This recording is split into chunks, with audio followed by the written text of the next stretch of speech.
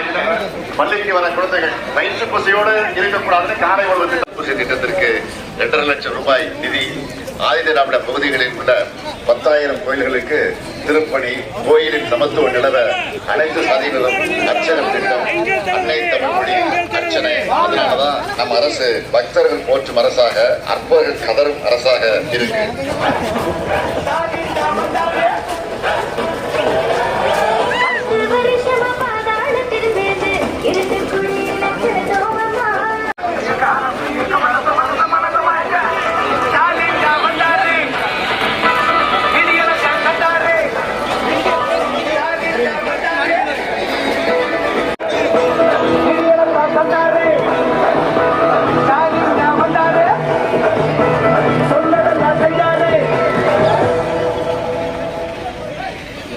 நிரந்தர முதல்வர் தளபதி